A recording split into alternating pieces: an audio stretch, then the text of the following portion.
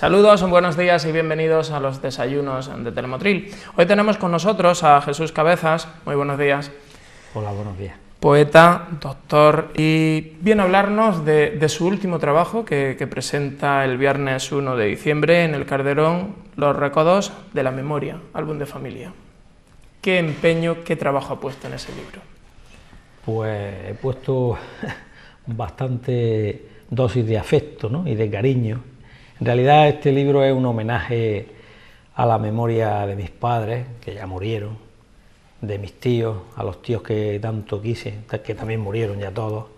Yo soy el menor de 4 hermanos y el menor de la familia, de todos los primos, tanto por parte de padre como por parte de madre, ¿no? Tengo ya primos que han muerto con más de 80 años, en fin. Entonces la idea era hacer un homenaje a esos recuerdos y a esos, digamos, pequeños detalles familiares que se perderán, como decía en aquella película famosa, como lágrimas en la lluvia, cuando yo me vaya al otro barrio, ¿no? Entonces quería, antes de que la memoria comience a fallarme a mí, hacer un homenaje a todos ellos, ¿no? Y esa es un poco la idea de este libro. Desde el primer poema, desde Familia Numerosa, ya empieza a quedar claro el objetivo del libro. Sí, el libro está, digamos, diseñado como un fotopoemario, ¿no? Un fotopoemario es un libro de poemas donde cada poema se acompaña de una foto, ¿no? Y el poema va de lo que va a la foto, ¿no? Entonces yo he hecho, el libro lo compone en 30 poemas, ¿no? A cada una de las 30 fotografías que yo he seleccionado de un álbum familiar, ¿no? Del álbum que hemos tenido en la casa toda la vida de Dios. Bueno, entonces las fotografías estaban como en una lata de carne membrillo y eso, ¿no? Yo ya luego... Y de la manzanilla, ¿no? Y también. El autor del prólogo, José Luis García Herrera, un poeta amigo mío, decía que en su familia la guardaban en una lata de colacao grande, ¿no? Pero en fin, todas esas fotografías que forman parte del acervo familiar, ¿no?, pues a esas fotografías le he hecho el correspondiente poema y en total suman 30 poemas. Nunca se sabe si es buen tiempo para la poesía o no. La poesía siempre está en la vida, porque está presente, pero es un buen momento para la poesía hoy en día, donde es relativamente más fácil publicar. Yo creo que ahora más que nunca la poesía es necesaria, ¿no? Ya lo decía Celaya, es tan necesaria como el aire que respiramos, ¿no? Siempre hay motivos para la poesía, ¿no? El hombre viene a este valle de lágrimas a sufrir, a padecer, y entonces la poesía es un consuelo, ¿no?, una catarsis, también una buena novela, evidentemente, la literatura en general, ¿no? Pero vamos, la poesía, que es lo que yo practico más frecuentemente, sigue siendo completamente necesaria, ¿no?, creo yo. Es más, con el ritmo de vida que llevamos, yo creo que ocurre con la poesía como está ocurriendo con la televisión, que cada vez ganan más las series que las películas, porque tenemos 40 minutos pero no tenemos hora y media para ver una película, y con la poesía ocurre eso, porque siempre es más fácil consumir varios poemas en una noche que un capítulo de una novela. Sí, bueno, la poesía tiene la ventaja, bueno, en realidad no es una ventaja, creo que tiene que haber también un momento especial, emocional para ponerse a leer poesía, ¿no? Pero tampoco tienes que, con que te leas 1 o 2 poemas, ¿no?, y entiendas un poco las claves en las que está construido, lo que te quiere contar, ¿no? Porque la poesía, más que contar, sugiere, ¿no? Una novela sí te cuenta con detalle, o un texto de narrativa te cuenta con detalle, no sé, el olor de las manzanas, el jardín, la casa familiar, ¿no? La poesía es un lenguaje más sintético, más conciso y sugiere más que cuenta, pero yo creo que también una lectura, yo siempre llevo varios libros a la vez, ¿no?, y entre ellos siempre hay un librillo de poesía, de poemas, de algún amigo, de algún autor ya más conocido, consagrado, otros menos, y los alterno, ¿no? Siempre hay un momento para leer un poema, ¿no? Es más, lo bueno de la poesía es eso, precisamente, que cada uno, según el lector y en el momento en el que lo leas, el poema tiene un valor u otro y tiene unos significados otros, que quizás no son los que ha querido darle el autor, pero si el lector se lo da, sí, claro, no necesariamente. Cada uno luego, a la hora de leer un poema, le puede sugerir cosas diferentes en función de las vivencias que ha tenido, por ejemplo, en este libro en concreto, en su ámbito familiar, ¿no? Pero bueno, todas las infancias se parecen porque parten de los mismos presupuestos, ¿no? De esa inocencia, ¿no? Esa candidez de la infancia, donde uno descubre las cosas, ¿no? Y luego la etapa del bachillerato, que hay algunos poemas que hacen referencia en el libro al bachiller, ¿no? Porque aquel bachillerato de 7 años de antes, ¿no? Ahora ya eso ha cambiado, con los planes de estudio son muy diferentes, ¿no? Pero aquel bachillerato de 7 años, yo me acuerdo que entré aquí en el instituto, yo soy de la primera promoción de alumnos del instituto Julio Rodríguez, entonces se llamaba Instituto Técnico, ¿no? Pues yo entré con 10 años y salí con 17, ¿no? Esos 7 años marcan la vida de un joven, ¿no? De un adolescente, porque en esos 7 años se descubre pues la verdadera amistad, ¿no? Los compañeros, el sentido de las cosas, de la vida, ¿no?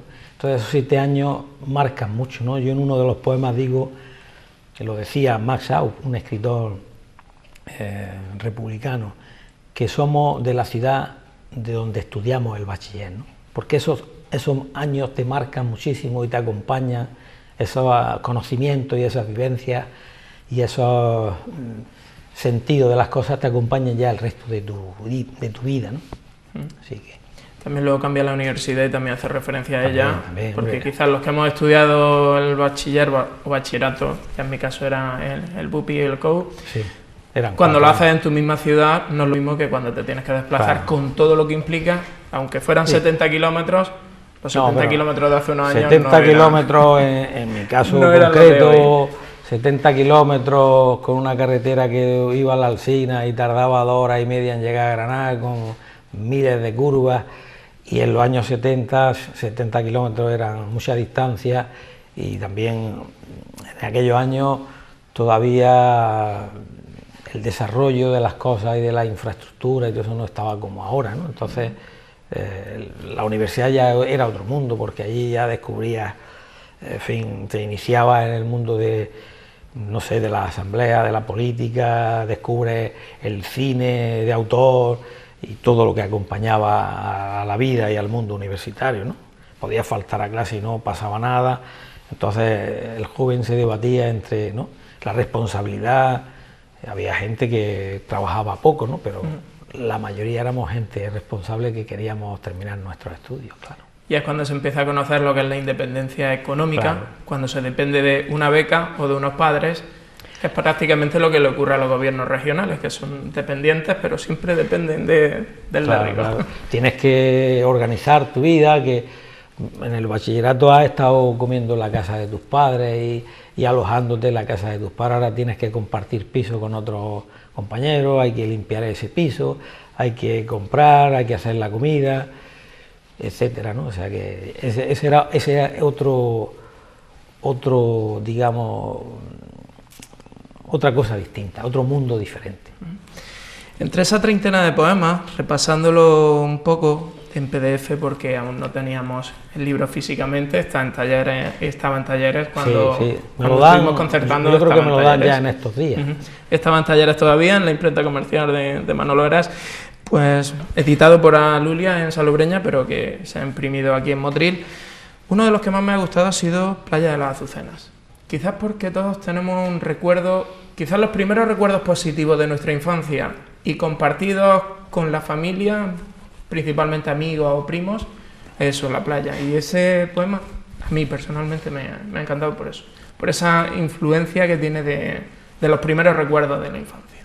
Claro, todos los que somos costeros, ¿no?, o marengos, tenemos un recuerdo siempre emocionado de aquellos días de infancia, esos días azules y ese sol de la infancia del que hablaba Machado, ¿no?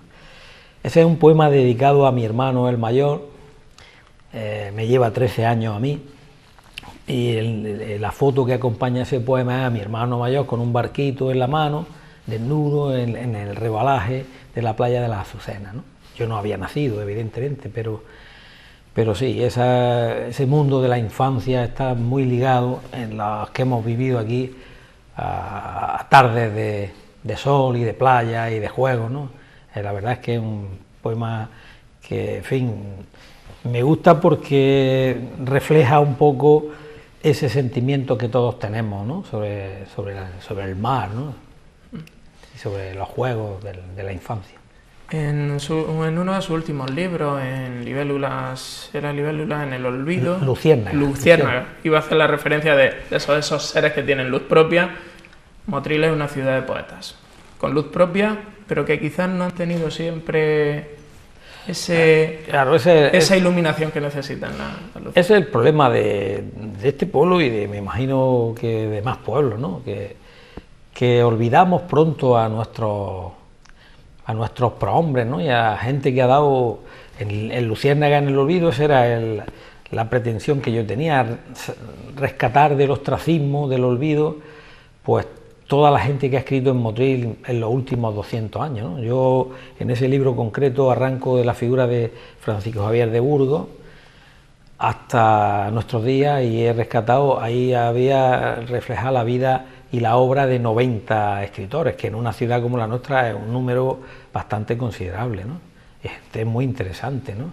Sin embargo, la mayoría de la gente estaba completamente olvidada, ¿no? Y por eso de ahí el título de Luciérnaga. A poco que escarba en su biografía, en su vida, te das cuenta que son gente que luce con luz propia, ¿no? Aquí cerca, detrás de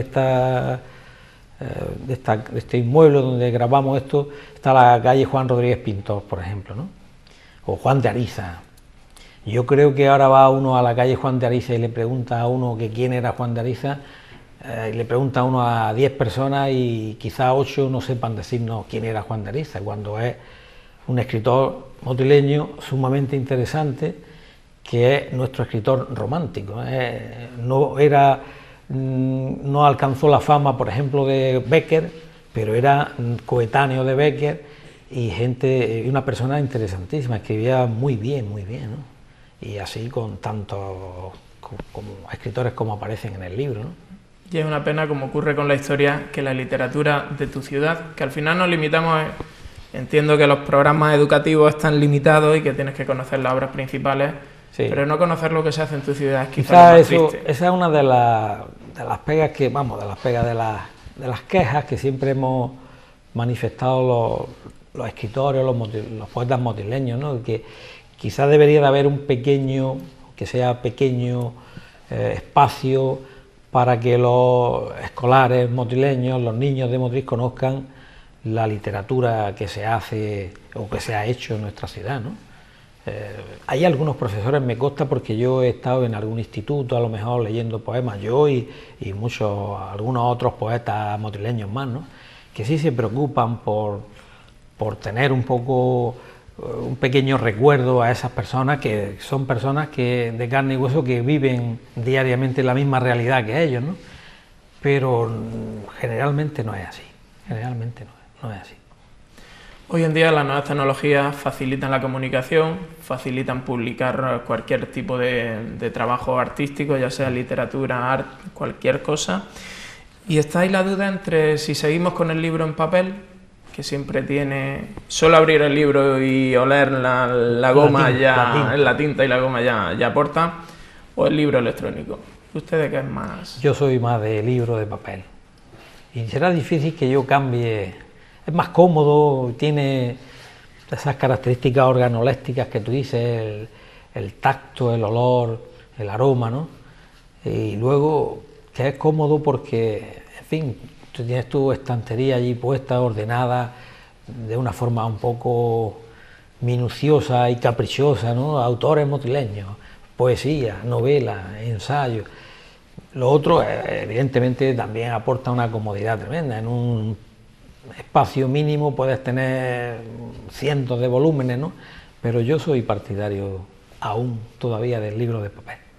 Y lo del libro electrónico, lo malo es que tiene que en este país de pícaros la piratería funciona a la perfección, y casi que llega el libro antes de forma ilegal que de forma currada, porque hay mucha gente que trabaja en el entorno de las editoriales y mucha gente que uno cuando trabaja necesita una compensación, y el libro electrónico facilita esa piratería, desgraciadamente.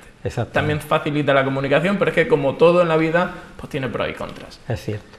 Pues Jesús Cabezas, ¿qué podemos hablar del programa de presentación, ya que quedan unos minutos? Bueno, ¿cómo se va a desarrollar esa presentación? Está preparándome un compañero mío de trabajo, Salvador Mangas, que es un magnífico compañero de trabajo. Estamos haciendo un montaje, realmente lo está haciendo él. Yo no soy muy... no estoy muy ducho en el tema electrónico, informático y tal, ¿no? Pero en fin, yo le doy las claves y él está trabajando, estamos trabajando en un montaje donde van a ir apareciendo todas las fotografías y las ilustraciones que aparecen en el libro, se van a proyectar en la pantalla del Teatro Calderón, con música así un poco de los años de mi infancia, juventud, ¿no? Y con algunas sorpresas más que quizás no sería prudente desvelar, ¿no? Pero vamos, alguna escena de alguna película o de algún acto así que marcó un poco mi vida, ¿no? Esa es un poco la idea. Pues muchísimas gracias, ahí estaremos y lo contaremos como siempre que hay un acto un fin de semana, lo contaremos el lunes aquí en Telemotriz. Muchísimas gracias, muy agradecido, desde luego. Muchísimas gracias. Vale. Y a ustedes, como siempre, les emplazamos al próximo programa de los desayunos aquí en Telemotriz a las 9:30 de la mañana. Hasta entonces, buenos días.